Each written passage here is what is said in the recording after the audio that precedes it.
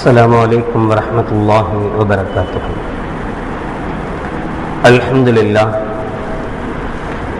لله نحمده ونستعينه ونستغفره ونعوذ بالله من شرور أنفسنا ومن سيئات أعمالنا. من يهده الله فلا مضل له ومن يضلله فلا هادي له، ونشهد أن لا إله إلا الله وحده لا شريك له، ونشهد أن محمدا عبده ورسوله.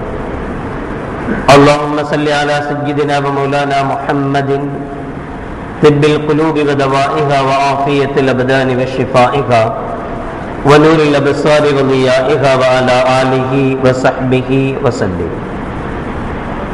أما بعد، فقد قال الله تعالى في القرآن العظيم الفرقان المجيد: أعوذ بالله من الشيطان الرجيم، بسم الله الرحمن الرحيم. ولله على الناس حج البيت من استطاع إليه سبيلا ومن كفر فإن الله غني عن العالمين. قال النبي صلى الله عليه وسلم: الحج المبرور ليس له جزاء إلا الجنة، أو كما قال عليه الصلاة والسلام.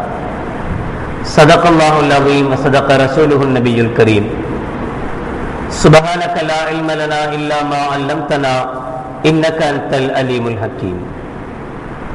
رب اشرح لي صدري ويسر لي أمري واحلل عقدة من لساني يفقهوا قولي. புகழ் அனைத்தும் அல்லாஹ் ஒருவனுக்கு உரித்தாகட்டுமாக. ஸலாத் என்னும் கருணையும் சலாம் என்னும் ஈரேற்றமும் ஈருலக சர்தார் எம்பெருமானார் ரசூலே கரீம் ஸல்லல்லாஹு அலைஹி வஸல்லம் அவர்கள் மீதும், அவர்களுடைய அடிச்சுவடுகளை கடுகளவும் பிசகாது வாழ்ந்து வந்த உத்தம சத்திய சஹாபாக்கள், தாபிஈன்கள், தபா தாபிஈன்கள், நபிமார்கள், வலிமார்கள், ஷஹீதுகள் மற்றும் நம் அனைவர்கள் மீதும் ஏனைய இஸ்லாமியர்கள் மீதும் என்றென்றும் நிலவட்டுமாக. ஆமீன். பேரன்பிற்கும் பெரும் மதிப்பிற்கும் உரிய பெரியோர்களே, அல்லாஹ்வின் நல்லடியார்களே, கண்மணி நாயகம் ஸல்லல்லாஹு அலைஹி வஸல்லம் அவர்கள் சொல்வார்கள், இஸ்லாம் என்பது 5 அடிப்படையான அம்சங்கள் மீது அமைக்கப்பட்டிருக்கிறது. அவைகளில் ஒன்று புனித ஹஜ், மக்காவில் இருக்கிற பைத்துல்லா என்று சொல்லப்படுகிற காபத்துல்லாவை சென்று தரிசிப்பது, வலம் வருவது. இது இறுதியான ஒரு கடமை. இதை பற்றி அல்லாஹ் ஜல்ல ஷானஹு வ தஆலா சூரா ஆல இம்ரான் 3வது சூராவின் 97வது திருவசனத்தில், வலில்லாஹி அலன்னாஸி ஹிஜ்ஜுல் பைத்தி மன் இஸ்ததாஅ இலைஹி சபீலா, யாருக்கு சென்று வரக்கூடிய வசதி இருக்கிறதோ அவர்கள் மீது அல்லாஹ் ஜல்ல ஷானஹு வ தஆலா ஹஜ் செய்வதை கடமையாக்கி இருக்கிறான் என அல்லாஹ் ஜல்ல ஷானஹு வ தஆலா சொல்லி காட்டுவான்.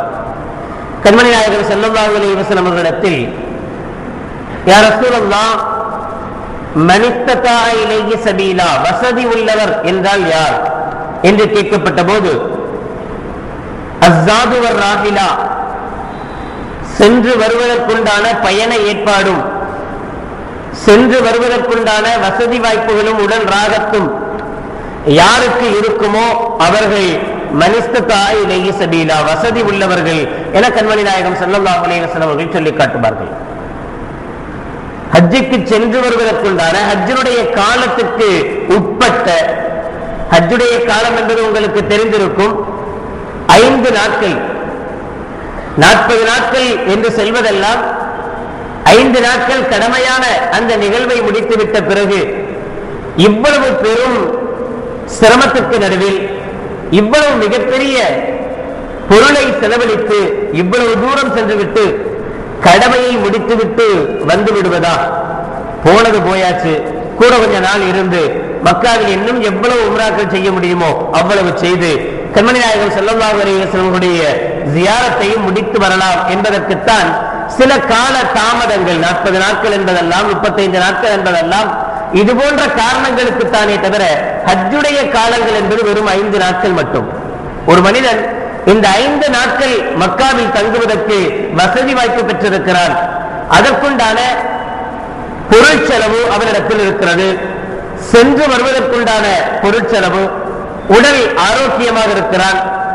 இந்த 5 நாட்களுக்கு தன்னை சார்ந்திருக்கிற தன்னுடைய மனைவி மக்கள், தன்னுடைய தாய் பெற்றோர்கள், இவர்களுக்கு செலவீனங்கள் கொடுப்பதற்குண்டான சக்தியும் யாருக்கு இருக்கிறதோ அவரை பார்த்து மார்க்கம் ஹஜ்ஜு கடமையானவன் என்று சொல்கிறது. இவருக்கு ஹஜ்ஜி கடமையாகிவிட்டது என்று சொல்கிறது. யாருக்கு ஹஜ்ஜி கடமையாகி இருக்கிறதோ அவர்கள் கண்டிப்பாக ஹஜ்ஜி செய்தாக வேண்டும் என்று கண்மணி நாயகம் ஸல்லல்லாஹு அலைஹி வஸல்லம் அவர்கள் வலியுறுத்தி சொல்வார்கள். ஒரு ஹதீஸிலே, எந்த ஒரு மனிதனுக்கு இப்படிப்பட்ட வாய்ப்புகளை அல்லாஹ் கொடுத்திருந்து உடல் ஆரோக்கியத்தையும் தந்திருக்கிறார், சென்று வரக்கூடிய பொருட்செலவையும் அல்லாஹ் ஜல்ல ஷானஹு வ தஆலா தந்திருக்கிறார், இந்த நிலையிலும் கூட ஒரு மனிதன் ஹஜ்ஜி செய்யாமலேயே இறந்து விடுவானேயானால், ஹஜ்ஜி செய்யாமலேயே மௌத்தாகி விடுவானேயானால், அவன் யூதனாகவோ கிறிஸ்தவனாகவோ மரணித்துக் கொள்ளட்டும், அவன் முஸ்லிமாக மரணிக்க வேண்டிய அவசியமில்லை என்கிற அளவுக்கு கண்மணி நாயகம் ஸல்லல்லாஹு அலைஹி வஸல்லம் அவர்கள் எச்சரிக்கையாக சொல்லி காட்டுகிறார்கள். சாதாரணமாக ஒரு மாற்று மதத்தை சார்ந்தவன் இறப்பதை போலவே ஹஜ்ஜு கடமையாகிய ஒருவன் ஹஜ்ஜு செய்யாமல் மரணிக்கிற போது இந்த தகுதி உடையவனாகத்தான் இறந்து போகிறார் என்று கண்மணி நாயகம் ஸல்லல்லாஹு அலைஹி வஸல்லம் அவர்கள் சொல்வார்கள். இவ்வளவு பெரிய எச்சரிக்கை ஹஜ்ஜு கடமையான பிறகும் ஹஜ்ஜு செய்யாமல் இருப்பதிலே இருக்கிறது. ஹஜ்ஜு கடமையான ஒருவர் சாதாரணமாக நம்முடைய வழமைப்படி ஹஜ் கமிட்டியிலே அவர் சீட்டுக்காக போடுகிறார். ஆனால் அந்த நேரத்தில் அவருடைய பெயர் சிபாரிசு செய்யப்படவில்லை, சீட்டு குழுக்களில் அவருடைய பெயர் வரல என்று சொன்னால் உடனடியாக சரி முடிஞ்சு போச்சு, அவ்வளவுதான், நம்ம கடமை முடிஞ்சு போச்சு, நம்ம என்ன போட்டோம், அல்லாஹ் தரல, நாம என்ன பண்ண முடியும், அடுத்த வருஷம் பார்த்துக்கலாம் என்று அதை என்ன செய்யணும், உடனே ஒத்தி போட்டுருவோம். இந்த அடுத்த வருடம் வரைக்கும் இவர் உயிரோடு இருப்பதும் இவர் வாழ்வதும் எந்த விதமான உறுதியும் இல்லாத ஒன்று.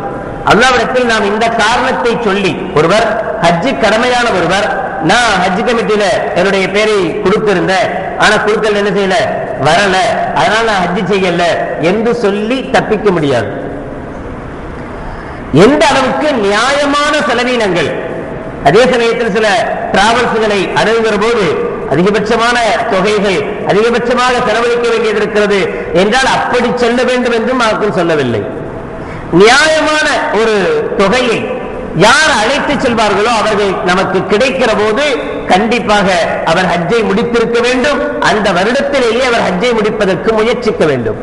அபூ ஹனீஃபா ரஹ்மத்துல்லாஹி அலைஹி அவர்களை பொறுத்தவரை சொல்வார்கள், ஹஜ்ஜை தாமதப்படுத்துவது உசிதம் அல்ல, நல்லதல்ல. இமாம் ஷாஃபி ரஹ்மத்துல்லாஹி அலைஹி அவர்கள் எப்போது ஹஜ்ஜு கடமையாகிறதோ அப்போது உடனடியாக ஹஜ்ஜு செய்தாக வேண்டும் என்று சொல்வார்கள். காரணம், ஒரு மனிதர் லுஹரை விட்டுவிட்டார், அசரிலே லுஹரை கலாவாக தொழுது கொள்ள முடியும், கொஞ்ச நேரம், ஒரு 2 மணி நேர இடைவெளி.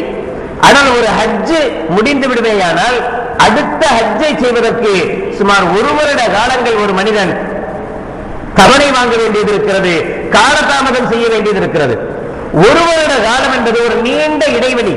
அடுத்த நிமிடம் என்ன நடக்கும் என்பதை தெரியாத மனிதன் தனக்குத்தானே நீண்ட ஒரு இடைவெளியை அமைத்துக் கொள்வது ஹஜ்ஜி அடுத்த வருஷம் செய்யலாம் என்கிற நிலைப்பாட்டை வன்மையாக கண்மணி நாயகம் ஸல்லல்லாஹு அலைஹி வஸல்லம் அவர்கள் எச்சரிக்கிறார்கள். அதே சமயத்தில் யார் இந்த ஹஜ்ஜிக்காக புறப்பட்டு விடுவார்களோ, இறைவன் சொன்னபடி கண்மணி நாயகம் ஸல்லல்லாஹு அலைஹி வஸல்லம் அவர்கள் வழிகாட்டியபடி தன்னுடைய ஹஜ்ஜுடைய கிரியைகளை அமைத்துக் கொள்கிறார்களோ அவர்களுடைய ஹஜ்ஜும் இறைவனால் ஏற்றுக்கொள்ளப்பட்ட ஹஜ்ஜாக ஆகிவிடுமேயானால் அல் ஹஜ்ஜுல் மப்ரூர் லைஸ லஹு ஜஸாஉன் இல்லல் ஜன்னah, முஸ்லிமுடைய 1349வது ஹதீஸாக பதியப்பட்டிருக்கும். கண்மணி நாயகம் ஸல்லல்லாஹு அலைஹி வஸல்லம் அவர்கள் சொல்வார்கள், ஒப்புக்கொள்ளப்பட்ட ஹஜ்ஜுக்கு கூலி அல்லாஹ் ஜல்ல ஷானஹு வ தஆலா சொர்க்கத்தை தவிர வேற எதையும் தருவதில்லை. ஒப்புக்கொள்ளப்பட்ட ஒரு ஹாஜிக்கு அல்லாஹ் ஜல்ல ஷானஹு வ தஆலா கொடுக்கக்கூடிய வெகுமதி, அவருக்கு எவ்வளவு நன்மைகள் வழங்குவான் என்றால் சொர்க்கத்தை அளிப்பான். அதை விட ஒரு குறைந்த கூலியை கொடுப்பதற்கு அல்லாஹ் ஜல்ல ஷானஹு வ தஆலா வெட்கப்படுகிறார். சொர்க்கத்தையே அவருக்கு தருவதாக கண்மணி நாயகம் ஸல்லல்லாஹு அலைஹி வஸல்லம் அவர்கள் சொல்வார்கள். அன்னை ஆயிஷா ரலியல்லாஹு தஆலா அன்ஹா கண்மணி நாயகம் ஸல்லல்லாஹு அலைஹி வஸல்லம் இடத்தில் கேட்கிறார்கள், யா ரசூலல்லாஹ் ஸல்லல்லாஹு அலைஹி வஸல்லம், நரல் ஜிஹாத அஃதலல் அமல் அஃபலா நுஜாஹிது, மார்க்கத்துக்காக போரிடுவதை, ஜிஹாது செய்வதை, மார்க்க போர் செய்வதை அமல்களிலேயே மிக சிறந்த அமலாக நாங்கள் பார்க்கிறோம். உங்களுடைய வார்த்தைகளை பார்க்கிற போது எல்லா அமல்களையும் விட சிறப்புக்குரிய அமலாக நீங்கள் எங்களுக்கு சொல்லித் தந்திருப்பது, காட்டி தந்திருப்பது மார்க்கத்துக்காக போரிடுவது. அப்பலா நுஜாஹிது, அப்படியானால் பெண்களாகிய நாங்களும் போரிட வேண்டாமா? பெண்களாகிய நாங்களும் அந்த போர்க்களத்தில் கலந்து கொள்ள வேண்டாமா என்று கண்மணி நாயகம் ஸல்லல்லாஹு அலைஹி வஸல்லம் கேட்டபோது நபிகள் நாயகம் ஸல்லல்லாஹு அலைஹி வஸல்லம் பதில் சொன்னார்கள், ஃபகால் லாக்கின் அஃவலுல் ஜிஹாதி ஹஜ்ஜும் மப்ரூர். உண்மைதான், வாஸ்தவம்தான். ஆனால் போர்க்களத்திலேயே, ஜிஹாதிலேயே, போரிலேயே மிக சிறப்புக்குரிய போர் அல்லாஹ்வுடைய பாதையில் ஒப்புக்கொள்ளப்பட்ட ஹஜ்ஜை நிறைவேற்றுவது என்று ஸல்லல்லாஹு அலைஹி வஸல்லம் அவர்கள் சொன்னார்கள். இரண்டு விதமான அர்த்தங்களை இங்கே புரிய முடிகிறது.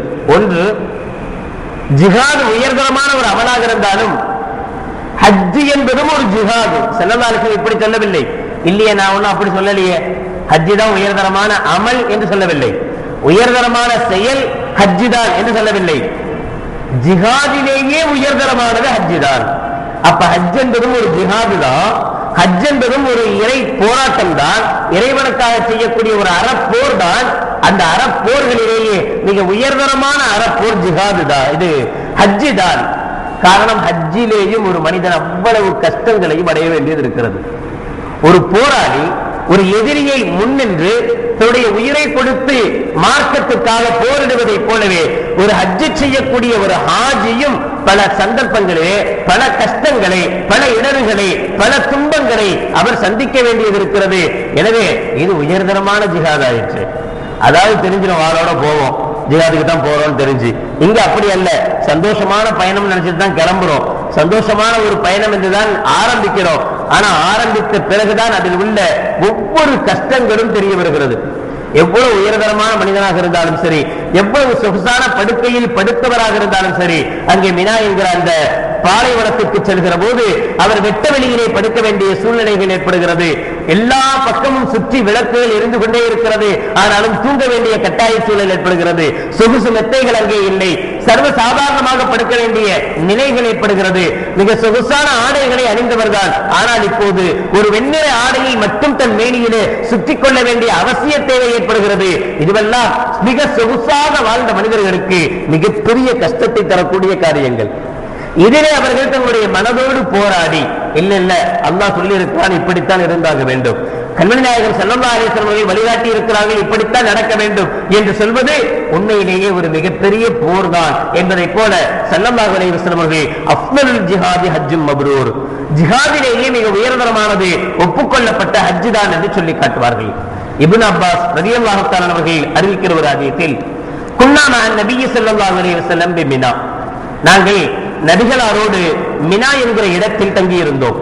இது அக்பர தாயிஃபத்து மினல் யமன், யமனில் இருந்து ஒரு கூட்டத்தவர்கள் வந்து ஃபகாலு, நபிகளாரிடத்தில் கேட்டார்கள், ஃபிதாக்கல் உம்மஹாத்து வல் ஆபா அக்பிர்னா பிஃபதாயிலில் ஹஜ், எங்களுடைய பெற்றோர்கள் உங்களுக்கு சமர்ப்பணமாகட்டும் யா ரசூலல்லாஹ், நீங்கள் ஹஜ்ஜினுடைய சிறப்புகளை பற்றி எங்களுக்கு கொஞ்சம் சொல்லுங்க என்று அந்த யமனிலிருந்து வந்து கூட்டத்தவர்கள் நாங்கள் மினாவில் இருக்கும் போது நபிகளாரிடத்தில் கேட்டார்கள். ஸல்லல்லாஹு அலைஹி வஸல்லம் சொன்னாங்க, பலா ஐய ரஜுலின் ஹரஜ மின் மன்சிலிஹி ஹாஜ்ஜன் அவ் முக்தமிரன் ஃபகுல்லமா ரகஅ கதமன் வ வலஅ கதமன் தனாஃபரத் الذنوب من بدنه كما يتناثر الورق من الشجر. ஒரு மனிதன் ஹஜ்ஜுக்காக நிய்யத்து கட்டி, ஹஜ்ஜுக்காக நிய்யத்து வைத்து அல்லது உம்ராவுக்காக வேண்டி நிய்யத்து வைத்து ஒரு மனிதன் தன்னுடைய வீட்டிலிருந்து புறப்பட்டு விடுவானேயானால் அவன் உடலில் இருந்து எப்படி மரத்தில் இருந்து இலைகள் உதிர்கிறவோ அதுபோல அந்த ஆஜியினுடைய ஹஜ் செய்யக்கூடிய மனிதனுடைய, உம்ரா செய்யக்கூடிய மனிதனுடைய உடலிலிருந்து பாவங்கள் எல்லாம் அகன்று விடுகிறது, பாவங்கள் எல்லாம் உதிர்ந்து விடுகிறது.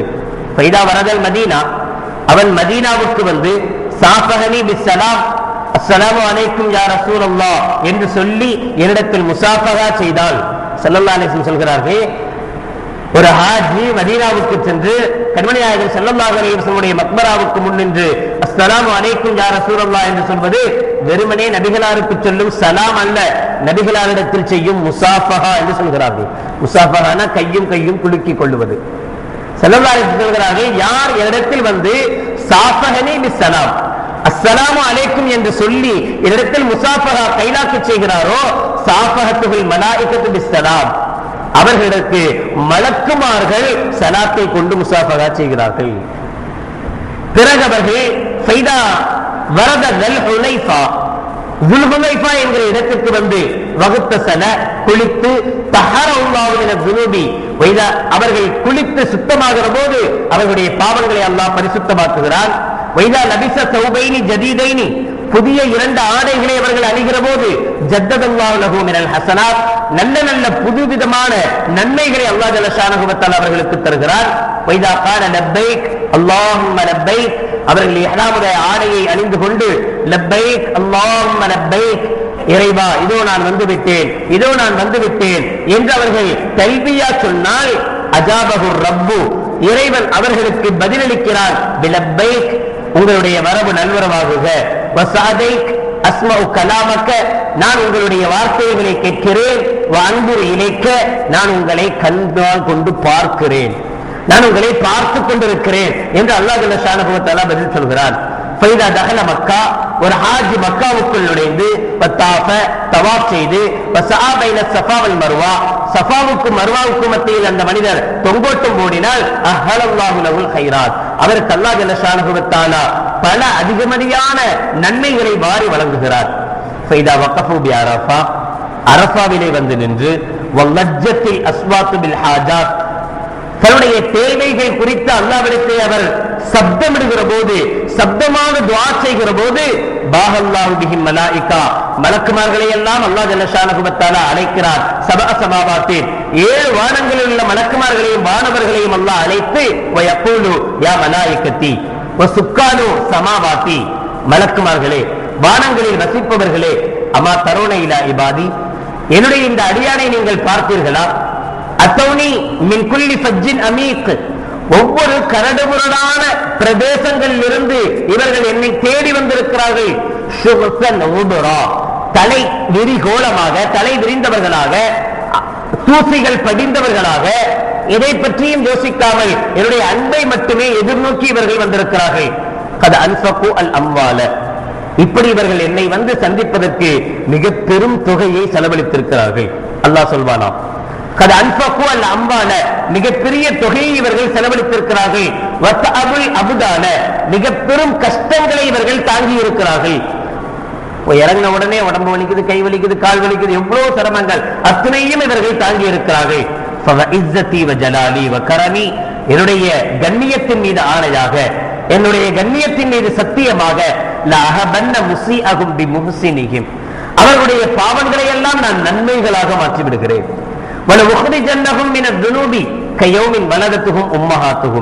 அவர்களுடைய பாவங்களில் இருந்து அவர்களை பரிசுத்தமானவர்களாக மாற்றி 5 பிறந்த பாலகரை போல் அவர்களை திருப்பி அனுப்புகிறேன். பிறகு அவர்கள் ஷைத்தானுக்கு கல்லெறிந்து தலையினுடைய மொட்டையும் அடித்து முடியையும் களைந்து பிறகு காபத்துல்லாஹி அவர்கள் ஜியாரத்து செய்து விட்டால் ஹஜ்ஜை அவர்கள் முடித்து விடுகிற போது நாதா முனாதின் மின் புத்தனால் அரிசில் இருந்து மலக்குமார்களுடைய சப்தம் வரும். மக்ஃபூரன் லக்கும் உங்களுடைய பாவங்கள் மன்னிக்கப்பட்டவர்களாக நீங்கள் உங்களுடைய பிரதேசங்களுக்கு உங்களுடைய ஊர்களுக்கு திரும்பி செல்லுங்கள். வஸ்தாயிஃபு அல் அமல் இனி நீங்கள் புதிதாக அமல் செய்யுங்கள் என்று சொல்லப்படும் என கண்மணி நாயகம் ஸல்லல்லாஹு அலைஹி வஸல்லம் அவர்கள் சொன்னார்கள். அன்று பிறந்த பாலகனை போல பாவங்கள் அற்றவர்களாக அந்த ஹாஜிகள் திரும்புகிறார்கள். அவர்கள் தங்களுடைய அமலை புதுசாக இன்னைக்குதான் பிறந்திருக்கிறார், இனி இவர் செய்ய போவதுதான் இவருடைய நன்மையாக இவருடைய தீமையாக இனி வருவது எழுதப்படுகிறது என்கிற அளவுக்கு கண்மணி நாயகம் ஸல்லல்லாஹு அலைஹி வஸல்லம் அவர்கள் சொல்லித் தந்தார்கள். ஆனால் ஒரு சில நிபந்தனைகளையும் இந்த ஹாஜிக்கு ஸல்லல்லாஹு அலைஹி வஸல்லம் அவர்கள் விதித்தார்கள். தங்களுடைய எண்ணங்கள் பரிசுத்தப்படுத்தப்பட வேண்டும். ஒரு ஹஜ்ஜுக்கு செல்லக்கூடியவர் வேறு எந்த விதமான எண்ணங்களும் கொள்ளாமல் என்னுடைய இறைவனுடைய கட்டளையை ஏற்று நான் ஹஜ்ஜுக்கு செல்கிறேன், என்னுடைய இறைவனுடைய கட்டளையை நிறைவேற்றுவதற்காக நான் ஹஜ்ஜுக்கு செல்கிறேன் என்கிற தூய்மையான எண்ணம் இருக்க வேண்டுமே தவிர பேருக்காக வேண்டியோ புகழுக்காக வேண்டியோ உலக ஆதாயங்களுக்காக வேண்டியோ அவருடைய ஹஜ்ஜு அமைந்து விடுமேயானால் கண்மணி நாயகம் ஸல்லல்லாஹு அலைஹி வஸல்லம் அவர்கள் சொன்ன இந்த எந்த சிறப்பையும் அந்த ஹாஜியால் பெற்றுக்கொள்ள முடியாது. நபிகளார் சொன்ன இந்த நிபந்தனைகளுக்கு உட்பட்டு ஒரு மனிதன் ஹஜ்ஜி செய்வானேயானால் நிச்சயமாக நபிகளார் சொன்ன இந்த ஃபலாயில்களுக்கு இந்த சிறப்புகளுக்கு உட்பட்டவராக அந்த மனிதன் மாறுவான். அதனால்தான் உமர் ரலியல்லாஹு தஆலா அவர்கள் கண்மணி நாயகம் ஸல்லல்லாஹு அலைஹி வஸல்லம் இடத்தில் வந்து இஸ்தாதல்து நபிய ஃபில் உம்ரா, யா ரசூலல்லாஹ் நான் உம்ராவுக்கு போறேன், உம்ரா செய்ய போறேன் என்று உமர் ரலியல்லாஹு தஆலா நபிகளாரிடத்தில் வந்து சொன்னார்கள். ஃபஅதீன ஸல்லல்லாஹு அலைஹி வஸல்லம் அவர்கள் சரி தாராளமா போயிட்டு வாங்க என்று அனுமதி கொடுத்து விட்டு வக்கால பிறகு சொன்னார்கள், லா தன்சனா யா முஹய்ய மின் துஆஇக்க. திர்மிதியினுடைய 3557வது ஹதீஸாக பதியப்பட்டிருக்கிறது. லா தன்சனா யா முஹய்ய, என்னுடைய சகோதரரே எங்களெல்லாம் நீங்க மறந்துடாதீங்க, ஃபீ துஆஇக்க, உங்களுடைய துஆவுல எங்களை மறந்துடாதீங்க என்று கண்மணி நாயகம் ஸல்லல்லாஹு அலைஹி வஸல்லம் அவர்கள் சொன்னார்கள். யார் கை உயர்த்தினால் துஆ ஒப்புக்கொள்ளப்படும் என்று நம்பப்படுகிறதோ, யாருடைய துஆவை அல்லாஹ் நிச்சயம் பிரார்த்தனையை யாருடைய பிரார்த்தனை அல்லாஹ் நிச்சயம் திருப்பி அனுப்ப மாட்டான், ஏற்றுக்கொள்வான் என்கிற நம்பிக்கை இருக்கிறதோ அந்த நபிகள் நாயகம் ஸல்லல்லாஹு அலைஹி வஸல்லம் அவர்கள் வஹி வந்து கொண்டிருக்கிற நபிகள் நாயகம் ஸல்லல்லாஹு அலைஹி வஸல்லம் அவர்கள் தன்னுடைய எந்த ஒரு தேவையும் நேரடியாக அல்லாஹ்விடத்தில் கேட்டுக்கொள்ள முடியும் என்கிற நிலையில் உள்ள கண்மணி நாயகம் ஸல்லல்லாஹு அலைஹி வஸல்லம் அவர்கள் உமர் ரலியல்லாஹு தஆலா அவர்களை உம்ராவுக்கு அனுப்புகிற போது சொல்கிற வார்த்தை, லா தன்சனா யா உஹய்ய ஃபீ துஆஇக்க, உங்களுடைய துஆவில் எங்களை மறந்து விட வேண்டாம், எங்களுக்காக வேண்டி நீங்க துஆ செய்யுங்க. இது நபிகள் நாயகம் ஸல்லல்லாஹு அலைஹி வஸல்லம் அவர்கள் நமக்கு காட்டி தந்த வழிமுறை.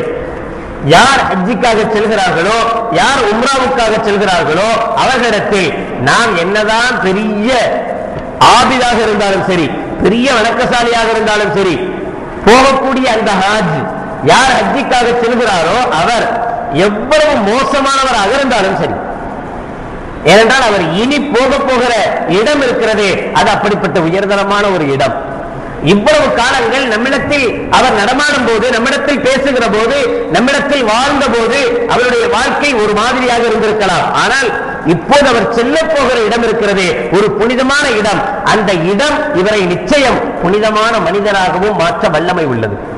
எனவே நாம் அவரிடத்தில் எவ்வளவு தாழ்வானவராக, நம்மை விட இபாதத்தில் நம்முடைய அமல்களில் எவ்வளவு தாழ்வானவராக இருந்தாலும் கூட அவரிடத்தில் நாம் வேண்டுகோள் வைக்க வேண்டும் என்பதை ஸல்லல்லாஹு அலைஹி வஸல்லம் அவர்கள் உணர்த்தி காட்டுகிறார்கள்.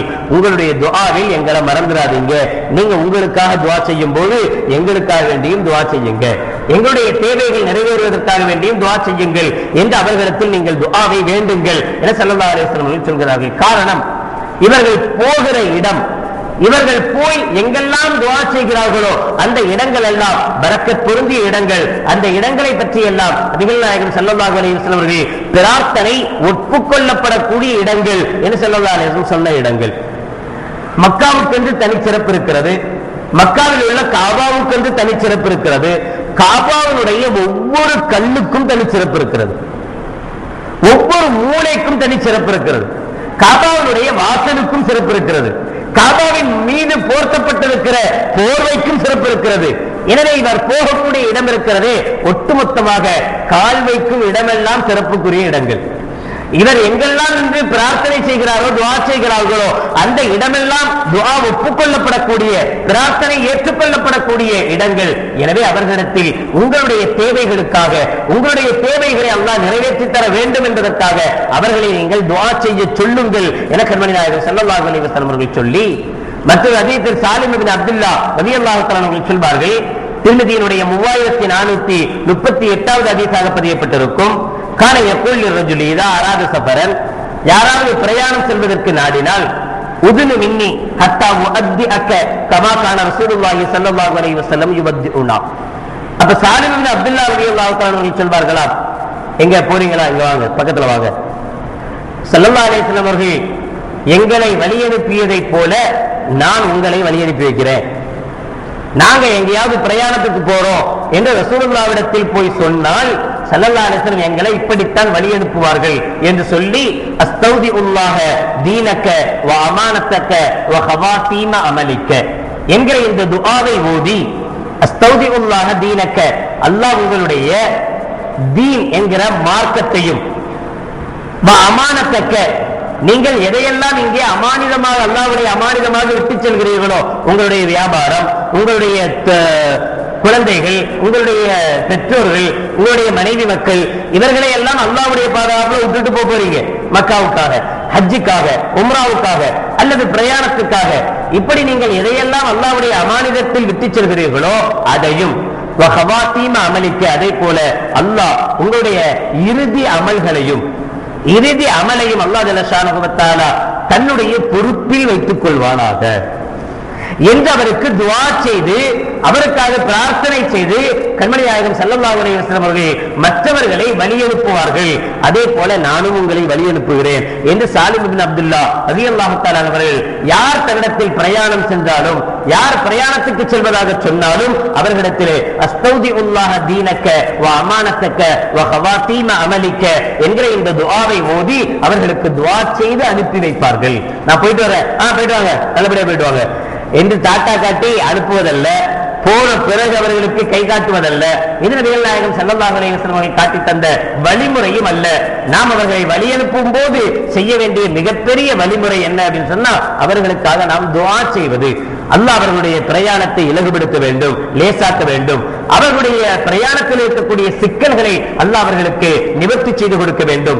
அவர்கள் எங்கெல்லாம் துஆ செய்கிறார்களோ அங்கெல்லாம் நம்முடைய பெயர்களையும் அல்லாஹ் அவர்களுக்கு ஞாபகப்படுத்தி கொடுக்க வேண்டும். நமக்காக அவர்கள் துஆ செய்ய வேண்டும். இவர்கள் எந்த அமலை செய்வதற்காக செல்கிறார்களோ அந்த அமலை அல்லாஹ் கபூல் செய்ய வேண்டும்.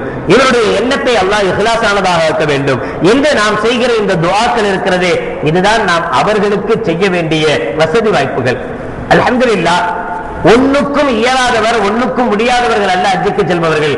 ஹஜ்ஜுக்கு செல்பவர்கள் அல்ஹம்துலில்லாஹ் ரொம்ப வசதி வாய்ப்புகளை அல்லாஹ் ஜல்ல ஷானஹு வ தஆலா அவருக்கு கொடுத்திருக்கிறார். நல்ல வாய்ப்புகள் அவர்களுக்கு வந்திருக்கிறது. எனவே அவர்களுக்கு நாம் செய்ய வேண்டிய மரியாதை துஆக்களாக இருக்க வேண்டுமே தவிர சாதாரணமாக நாம் பழகிவிட்ட மரியாதைகளாக இருக்கக்கூடாது. போர்வை அணிவிச்சு கொடுக்கிறது, அல்லது இது எடுத்து மாற்றுறது, மாலையை மாட்டி விடுறது, இவைகள் அல்ல நாம் அவர்களுக்கு செய்ய வேண்டிய கண்ணியம். வழி அனுப்பும் போது செய்ய வேண்டிய கண்ணியங்கள் இவை. அதனால இதெல்லாம் குறை சொல்ற என்பது பொருள் அல்ல. சாதாரணமாக துண்டு போட்டுவது ஒரு பெருமையாக கருதப்படுகிறது. அவரை கண்ணியப்படுத்துகிறோம் என்கிற அடிப்படையில் செய்யப்படுவது. ஆனாலும் அதைவிட முக்கியமானது துஆ என்பதை மறந்துவிடக் கூடாது. பொதுவாக நாம் இப்ப அப்படித்தான் மாறி இருக்கிறோம். ஸல்லல்லாஹு அலைஹி வஸல்லம் அவர்கள் ஒரு வழிமுறையை காட்டி இருக்க நாம் வேறொன்றை பிடித்துக் கொண்டு நபிகளாருடைய வழிமுறையை விட்டு விட்டோம். அதுதான் பிரச்சனை. நபிகளாருடைய வழியை பின்பற்றிக் கொண்டு இதையும் செய்வதால் தவறு என்று சொல்ல முடியாது. நாம் இதை பிடித்துக் கொண்டு நபிகளாருடைய துஆவை மறந்துவிட்டோம். அதுதான் இங்கே பிரச்சனை. எனவே யார் ஹஜ்ஜுக்கு புறப்பட்டு செல்கிறார்களோ அவர்களுக்கு நாம் செய்ய வேண்டிய மிகப்பெரிய விஷயம் துஆ. அவர்களுக்காக துஆ செய்வது, அவர்களிடத்தில் நீங்கள் எங்களுக்காக துஆ செய்யுங்கள் என்று அவர்களிடத்தில் வேண்டிக் கொள்வது. அல்லாஹ் ஜல்ல ஷானஹு வ தஆலா யாரையெல்லாம் ஹஜ்ஜுக்கு தகுதி உள்ளவர்களாக ஆக்கியிருக்கிறாரோ அவர்களை மிக விரைவில் ஹஜ்ஜு செய்யும் பாக்கியத்தை அல்லாஹ் அவர்கள் அனைவர்களுக்கும் நசீபாக்குவானாக. யாரையெல்லாம் ஹஜ்ஜுக்கு தகுதி இல்லாதவர்களாக அல்லாஹ் இதுவரை வைத்திருக்கிறானோ அவர்களை மிக விரைவில் ஹஜ்ஜுக்கு தகுதியானவர்களாக மாற்றி ஹஜ்ஜு செய்யக்கூடிய வாய்ப்பை அல்லாஹ் ஜல்ல ஷானஹு வ தஆலா நம் அனைவர்களுக்கும் தந்தல் புரிவானாக. கண்கள் மூடுவதற்கு முன்னால் ஹஜ்ஜுடைய பாக்கியத்தையும் கண்மணி நாயகம் ஸல்லல்லாஹு அலைஹி வஸல்லம் அவருடைய ரவுலாவை தரிசித்து நேரடியாக சலாம் சொல்லும் பாக்கியத்தையும் நம் அனைவர்களுக்கும் அல்லாஹ் நசீபாக்கி தந்தல் புரிவானாக. வாஹிர் தஅவானா அல்ஹம்துலில்லாஹி ரப்பில் ஆலமீன்.